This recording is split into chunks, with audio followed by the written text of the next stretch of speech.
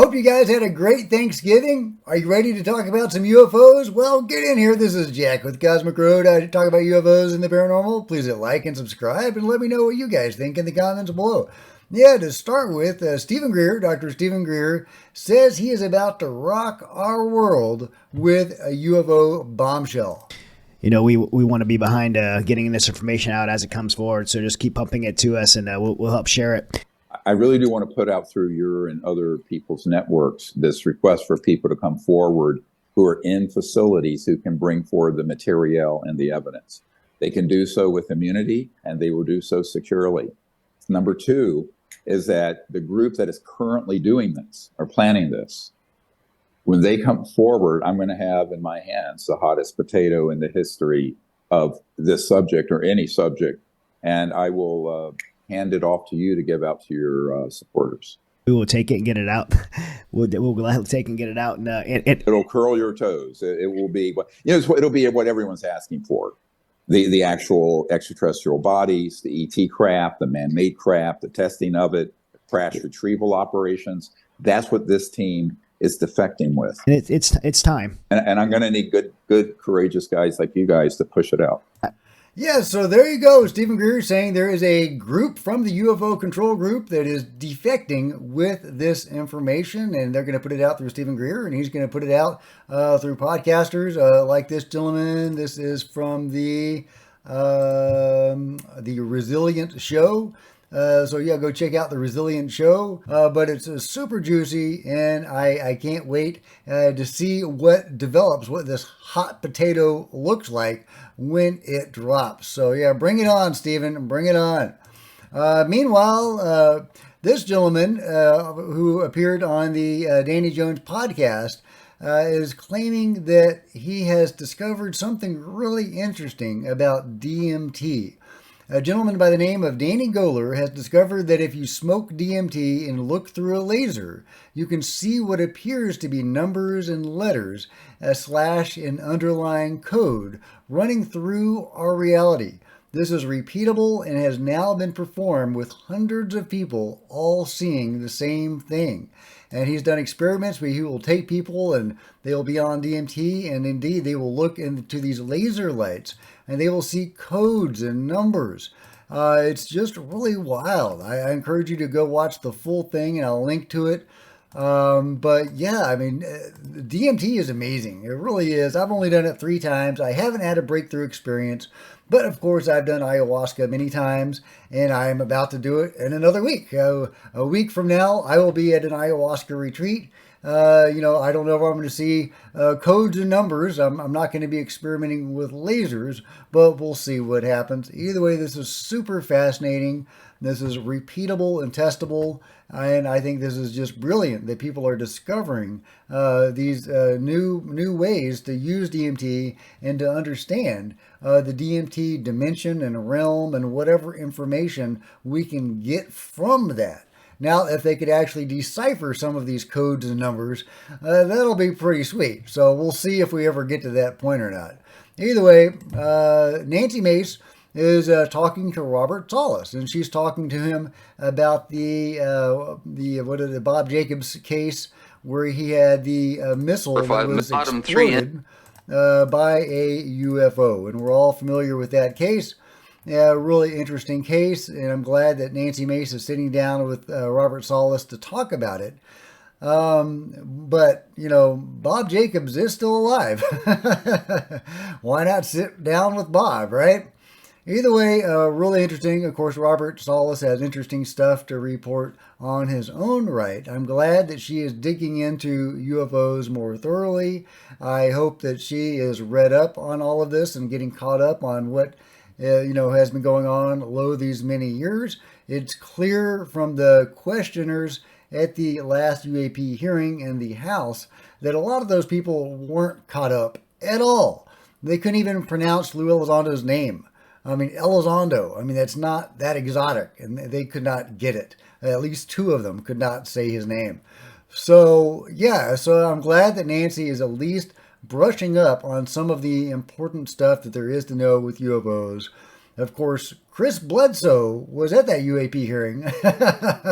You know, he would be an interesting person to interview too, especially if he could bring along a friend, if you know what I'm saying.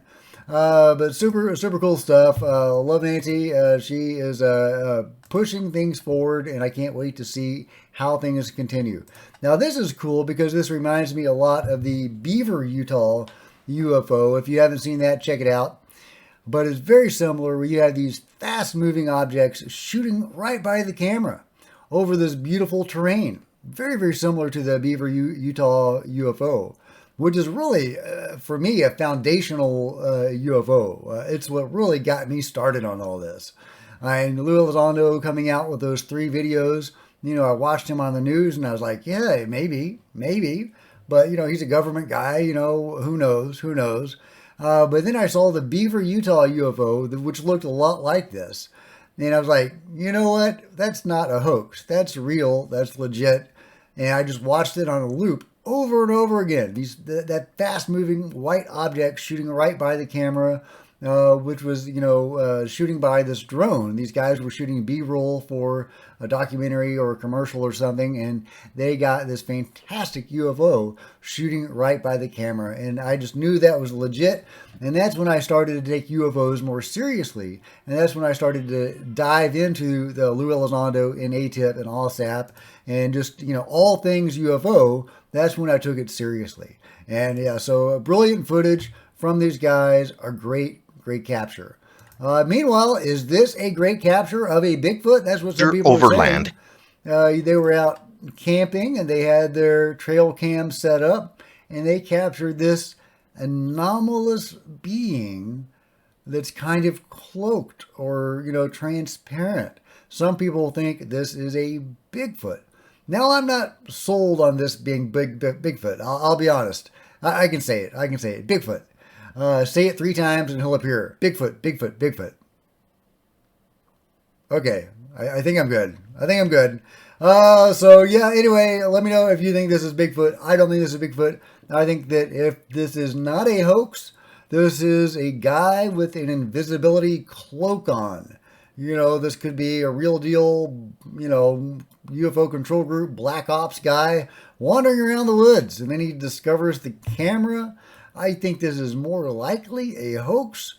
You know, I don't think it's a Bigfoot, but, you know, okay, when he comes up to the camera, doesn't it look like that's a guy with a, you know, mask on with maybe night vision goggles or something?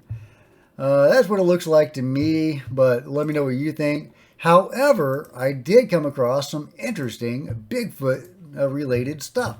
So this lady can communicate psychically with Bigfoot. Now, I know some of you think that's woo-woo and nonsense and silly, but I believe her. And, you know, again, you know, take it with a grain of salt, you know, watch the whole video, take her measure for yourself. I find her very credible and very believable, and she had some very interesting things to say about Bigfoot. Well, first of all, they don't like being called Bigfoot, but that's another story. But they also prefer the old times, before the modern age, with all this technology and stuff. They enjoyed hanging out with the Native Americans. And she'll talk about that. And she'll talk about how they communicated with the Native Americans. Let's give a listen to what the Bigfoots had to tell her. One of the first things that he showed me was that when the Native Americans lived on this land, and they lived directly on the land that we do our work on, and he showed me a Native American sitting on the ground crisscross, and him or others like him sitting with the Native Americans. And the way that he showed me that they communicated was they would stick their hands on top of the Native Americans' hands, and they were able to transfer energy that way and communicate that way. And they lived with them and they interacted with them on a regular basis. And it was very prevalent up in this area. They actually showed me the areas in which they would be with the Native Americans up here. And it was easy for them to communicate because the Native Americans, they said, were so open to the spiritual world and other dimensions. Now that's really interesting because it seems to be a fact, based on what little information we have, that Native Americans are among the demographics most targeted by alien abductions. They get abducted more than anybody else, pretty much. The Scottish and Native Americans, I think, are at the top of the abduction list. So could that be because the Native Americans are indeed more spiritually inclined and more open to these other realms and dimensions? I think that's really, really interesting. And they were able to receive the messages very easily, like I received them. It was the same type of way. One of the reasons Aolin has told me that they come here, and this family in particular, is for food. The food here, I don't know if it's better or it's more plentiful here than on their dimension, but when they did show me their dimension, I didn't see any food there. There was plants and that sort of thing, but the wildlife, from what I saw, there was not as plentiful as it is here. They also like it here. They just simply like being here. So it's very easy for them to get here, and they like it here. They like to be here. So that's one of the reasons that they come here.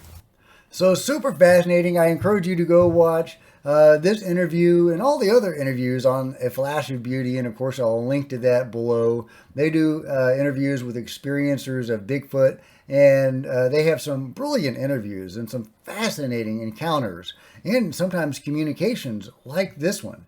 And she has a lot more to say about Bigfoot and where they came from and who they are. And I find it really credible and really fascinating. Again, watch it for yourself and decide for yourself. But yeah, Bigfoot seems to come from another dimension or another world for some reason, and she's able to give context to that and to describe the activities of Bigfoot and what they're kind of all about. So I love it. I love it, guys. Flash of Beauty, good stuff. Oh yeah, I wanted to show you one more thing while I'm over on this browser. Yeah, check it out. This is another cool UFO video of this cube UFO sent to me by Tim Clark. Thank you, Tim. I really appreciate it. I think this is legit. I don't think this is a hoax of this weird, anomalous, cube-like craft just flying through the sky with no visible means of propulsion, no exhaust, trail, nothing. Just zooming along there like a Borg ship, right? And there's a close-up of this object, this cube-shaped object. We've heard from Ryan Graves' crew about the what was it? A cube within a sphere. Well, here's just a cube without a sphere, unless maybe the sphere is totally transparent and you can't see it. I'm wondering if they're related. So yeah, let me know what you think about this really cool object, and of course I'll link to that below. Meanwhile, last but not least, we've got Senator Rounds meeting with the Arrow director. That's right, the co-author of the Rounds-Schumer Amendment, or the Schumer-Rounds Amendment, depending on what year it is, has sat down with the lovely Dr. Kozlowski to be briefed by the new director of Arrow. So I'm not really optimistic about the outcome of that meeting. If Rounds takes Kozlowski seriously, he's like these people that are mispronouncing Lou Elizondo's name. He just doesn't know much about UFOs, and he sits down with this guy who purports to be leading the charge and discovering what UFOs are. And Kozlowski says, "Oh, well, they can all be explained by parallax," right? Rounds is going to say, "Oh, okay, I guess that's all it is: seagulls and parallax and raccoons." So I hope that's not the way it went down. I hope to hear Rounds speak publicly about this in the days to come. We'll see if he does. But yeah, I find it disturbing that, the director of Arrow, the lovely Dr. Kozlowski, who attributes everything to parallax, is briefing the co-author of the UAP Disclosure Amendment. But let me know if you guys are more optimistic about that. Meanwhile, the true last but not least, what the heck is this critter? Look at that thing, guys. What is that? It looks pretty frisky. I like it. I think I want one. Maybe. Some people are saying it's an albino skunk. So if it's an albino skunk, I don't know. My interest level is decreasing. But either way, it's super cute. Just get it deskunked or something, right? I don't know. But yeah, look at that guy. Look at that. He's so cute. Okay, love it, guys. Have a great weekend. Like and subscribe. Thumbs up. Let me know what you think about it all in the comments below. Buy some merch in the merch store, become a channel member, and I'll see you guys next time. This is Jack with the Cosmic Road, signing out.